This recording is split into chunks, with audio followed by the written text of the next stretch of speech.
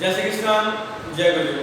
प्यारे साथियों, आज हम केमिस्ट्री के अंदर आगे बढ़ते हुए और विज्ञान में आगे बढ़ते हुए विद्युत चुंबकीय विकिरण के बारे में अध्ययन करेंगे।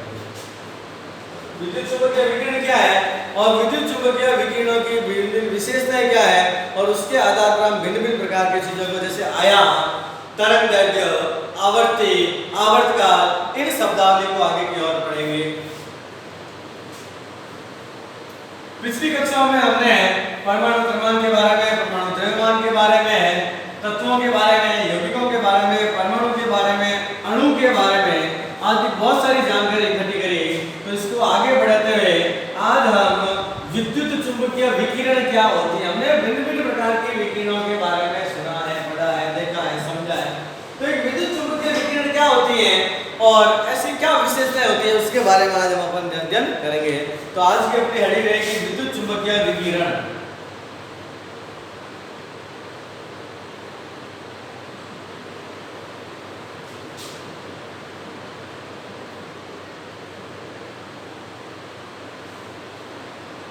ऐसी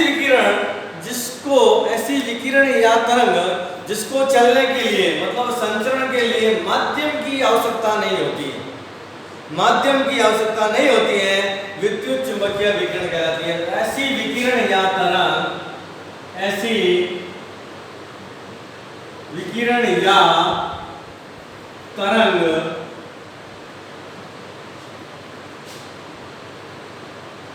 जिसको चलने या संचरण के लिए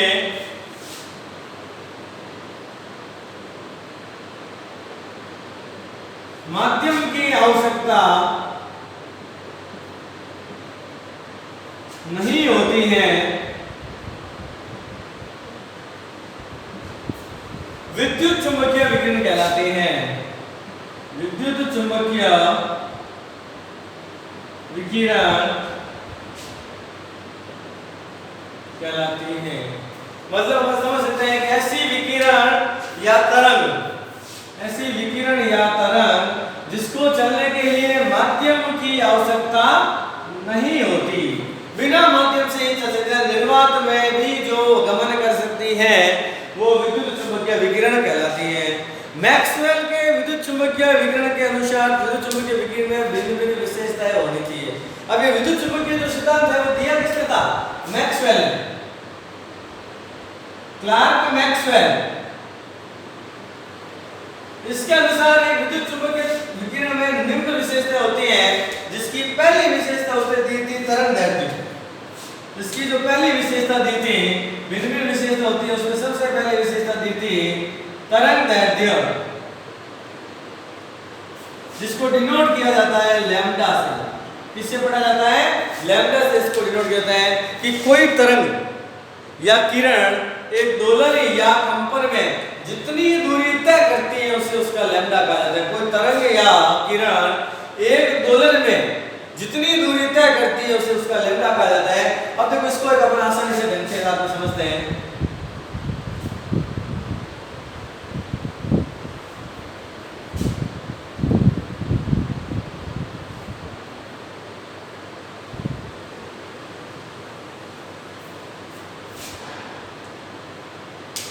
सॉरी, अपन इसको थोड़ा और बड़ा डायग्राम बना के देखने का प्रयास करते हैं, जिससे हम और आसानी से इसको क्लियर कर पाएंगे। अगर हमारा डायग्राम क्लियर हो जाता है तो हमारा ये टॉपिक बहुत आसानी से क्लियर हो जाएगा।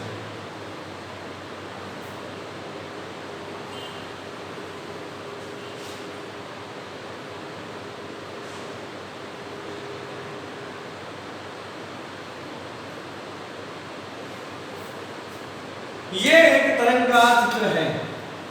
ये किरण जो है या एक तरंग है जो इस प्रकार से गति कर रही है, मूव कर रही है, ये इसका ओ पॉइंट है, ओरिजिन। इसकी जो मैक्सिमम हाइट होती है इसको बोला जाता है तरंग, और जो नीचे की तरफ जो हाइट होती है इसको बोला जाता है गर्त। एक किरण का एक दोलन मतलब यहाँ से ओरिजिन से शुरू होकर वापस ओरिजिन तक कब आती है, पूरा एक ऊपर से नीचे जाकर उसको एक दोलन बोला जाता है। मतलब यहाँ से शुरू होकर किरण जब यहाँ पहुंचती है होती है तो यह इस किरण का एक दोलन पूरा होता है।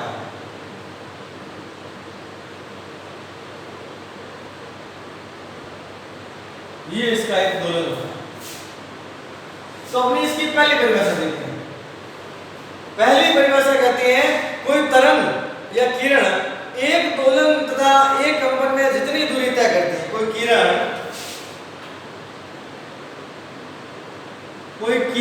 या तरंग एक दोलन या कंपन में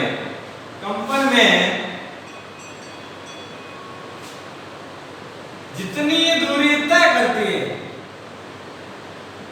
उसे उसका लैम्डा कहते हैं।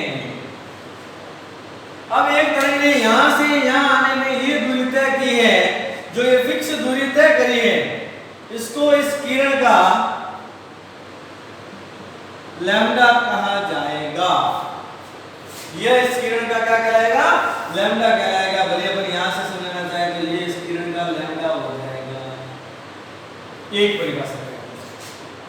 दूसरी परिभाषा क्या कहती है? किसी तरंग के दो क्रमागत सरंगों के मध्य की दूरी। दूसरी परिभाषा कहती है किसी किरण के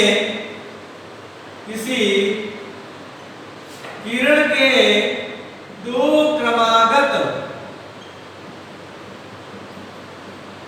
सरंगों के मध्य की दूरी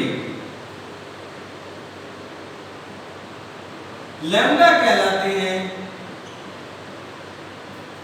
अब दो क्रमागत सरंगों की बात करी जाए, ये सरंग हो गया,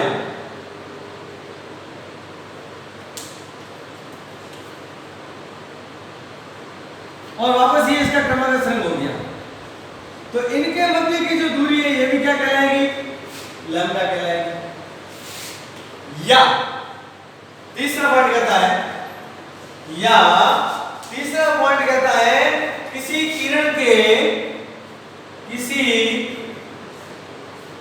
किरण के दो क्रमागत गर्तों के मध्य की दूरी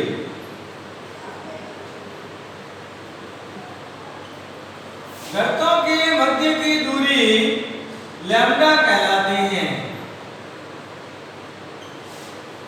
दो गर्तों के मध्य की दूरी, यदि हम इसको पढ़ना चाहें तो गर्त का मतलब हो गया ये, यहां से यहां के मध्य की जो दूरी है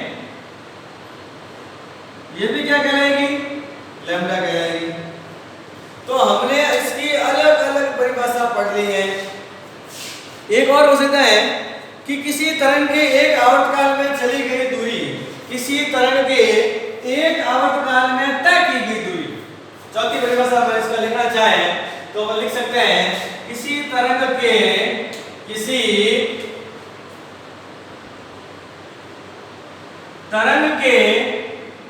एक आवर्तकाल का मतलब होता है कि एक दोलन पूरा हो जाए, वहां से वापस रिपीटेशन शुरू होते हैं। एक आवर्तकाल में तय दूरी लैम्डा कहलाती है। आवर्तकाल का मतलब क्या हो गया? यहां से यदि कोई विकिरण शुरू होती है इस बिंदु से, तो यहां तक ये इसका लैम्डा कहलाएगा, क्योंकि इसके जस्ट बाद वापस विकिरण का जो है वो पुनरावृत्ति शुरू हो जाती है। तो वापस हम विद्युत चुंबकीय तरंग में देखते हैं कि ऐसी विकिरण या तरंग जिसको चलने के लिए, संचरण के लिए माध्यम की कोई आवश्यकता नहीं होती है, क्या कहलाती है? विद्युत चुंबकीय विकिरण कहलाती है। पहली बात। दूसरा पढ़ते हैं इसके भिन्न विशेष होते हैं। इसमें सबसे पहले विशेषता पढ़ते हैं तरंग दैर्ध्य लैम्डा कहा जाता है, इसको पढ़ते हैं लैम्डा उल्टा वाई, इसको लैम्डा बोला जाता है। अब ये देखते हैं तो लैम्डा की शर्त कहते हैं कोई किरण या तरंग एक दोलन या कंपन में जितनी दूरी तय करती है उसका क्या कहलाता है? लैम्डा कहलाता है। तो मान लो एक दोलन में इसने इतनी दूरी तय करी, तो एक दोलन ये बात इस एक दोलन कंपन ने क्या कर दिया? लैम्डा कह दिया। दूसरी बात, किसी किरण के दो क्रमागत सरंगों के मध्य की दूरी भी क्या कहलाएगी? लैम्डा। सरंग कहते हैं हाईएस्ट पार्ट, अक्ष के ऊपर y के ऊपर पॉजिटिव अक्ष में जो हाईएस्ट ऊंचाई है वो उसके सुरंग कहलाती है। तो ये इसके सुरंग हो गए दो। इनके मध्य की दूरी, दो सुरंगों के बीच की जो दूरी है वो क्या कहलाती है? लैम्डा कहलाती है। एक परिभाषा कहती है किसी किरण के दो क्रमागत गर्त कहा जाता है माइनस एक्सिस की तरफ नीचे की जो हाईएस्ट दूरी है, हाईएस्ट जो दोलन है एम्पलीट्यूड, उसको दोलन कहा जाता है। तो ये और ये मिलकर इसका क्या बन गया? गर्त कह दिया। तो किसी किरण के दो क्रमागत गर्तों के मध्य की दूरी को भी क्या कहा जाता है? लैम्डा। और चौथी परिभाषा कहती है कि किसी तरंग के आवर्तकाल में, आवर्तकाल कहते हैं पूरा एक दोलन जहां से शुरू होकर वापस उसी बिंदु पर पहुंचे, ओरिजिन से शुरू होते हुए एक किरण ने पूरा आवर्तकाल करके वापस इस बिंदु तक पहुंच गई। ये किरण जो है उसका आवर्तकाल की यदि बात करें, एक जो दोलन पूरा होता है इस किरण के दोलन की यदि हम बात करें, ये इसका एक दोलन पूरा हुआ किसी किरण का। किसी भी विकिरण का ये पूरा जो टाइम पीरियड है ये होता है कैपिटल टी, या इसको कहा जाता है आवर्तकाल। यह एक दोलन इसका पूरा हो जाता है। अब इस एक दोलन में जो ये बिंदु है, ये इसका होता है सुरंग, और जो ये बिंदु है ये इसका होता है गर्त। तो ये इस प्रकार से किसी किरण को समझा जा सकता है।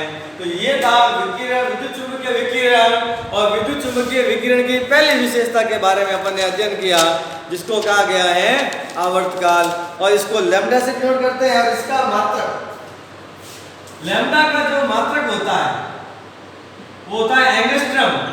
क्या होता है? एंगस्ट्रम।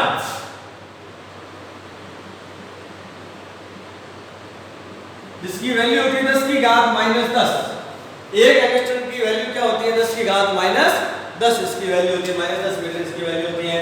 तो इस प्रकार से हमने तरंगदैर्घ्य नामक टॉपिक को क्लियर किया। आज के लिए इतना ही। आगे आने वाले वीडियो में हम फिर आवर्ती आयाम, भिन्न टर्म के बारे में, भिन्न परिश्रम के बारे में अध्ययन करते रहेंगे।